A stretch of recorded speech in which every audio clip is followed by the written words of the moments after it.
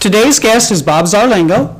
He's a partner with Zarlengo Robb, LLP, CPAs and Business Advisors in Wheat Ridge, Colorado. Thank you to Zarlengo Robb, CPAs and Business Advisors in Wheat Ridge, Colorado for providing a location for us to film this episode. At Zarlengo Robb, they think like business owners. For more information about Zarlengo Robb, please click the link in our website show notes. Hi, I'm Norman A. Hood, financial advisor and host of the Exit Plan Show. I interview America's top advisors like Bob Zarlengo to help business owners like you enjoy more personal freedom, grow their companies faster, and transfer ownership seamlessly when the time comes.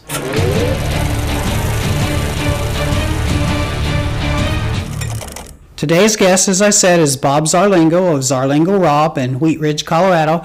Bob has more than 4 decades of experience in the public accounting industry. Welcome again, Bob. Thank you. Today we're going to talk about exit planning roles. First area is actually the financial planner. As an exit planner, I know you probably work with financial planners to some extent, although some of the projections you probably just do yourself. What do you see when a business owner goes to an exit planner and has a financial planner? What role do you usually see that financial planner play? Well, in the exit planning process, the initial step is to identify objectives. You know, what does the owner want to try to accomplish? The second step is to assess what the owner has. And that would include maybe evaluation on the business. It would include looking at how much money he has outside of the business and what resources he has, how big his sack of marbles is, and how big it needs to be when he sells his business or when he retires. I always feel that the financial planner brings a lot to the table because I can call him up and say, okay, you know, how much money, you know, or have, and it's really great if he's been working with the guy for a while because then he coaches them along and says, yeah, you're ready to retire. Very rarely, like twice in 40 years, I've had 2 people come in and they say, you know, I don't really care if I get anything for my business, but I don't want to give it away. And I said, really, how's that? And they said, well, I've done fairly well with my investments on the money I've taken out. But that's not the rule by any stretch. It's usually the exception. Most of the time they want, you know, the business sale is their single largest financial transaction. Okay. And then there's the insurance agent, and what role do you usually see them play?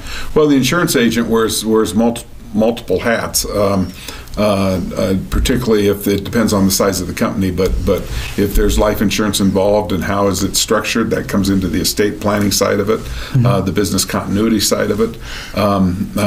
Sometimes we're getting into where we're seeing more and more activity with the captive insurance companies, where businesses are starting to self-insure and buying insurance for the catastrophic event, and owners really like that because they're looking at that as putting money in their pocket. Yeah. And so the insurance person is an integral part of the trusted advisor group. Okay. And if they don't have one, then we got to bring that into the loop and say, okay, how come? Okay. Why don't you have more life insurance? Yeah. Okay.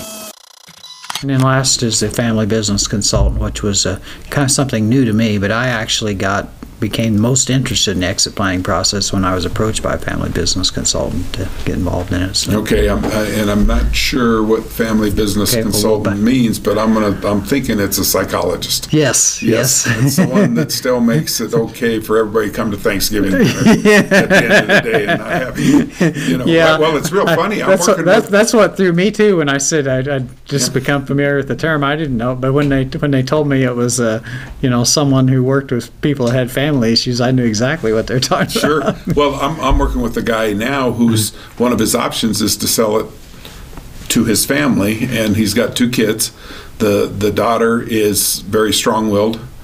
She's the younger of the 2, and very strong-willed, and she's very adamant about buying the company, and but she's also very adamant about the fact that once she buys it, her brother will no longer work there. Ooh. And the brother is the one that's most involved with the company right now, and so you know so how does that play out at Thanksgiving? You know, so and that's what mom and dad are worried about. Yeah, I'm glad there's a profession that deals with that besides mine. For sure. It's really tough too, because it's hard to find competent people that are willing to step up. Yeah. I had one family business consultant tell me once that they said that, you know, if one of the kids works for the company, you need to sit down with them and break down their W-2. And say you're getting paid this amount of money because that's the value you bring to the company. That's what we'd have to pay somebody to replace you. You're getting paid an additional amount because you have the right last name. You're getting paid an additional amount because you have some beneficial ownership.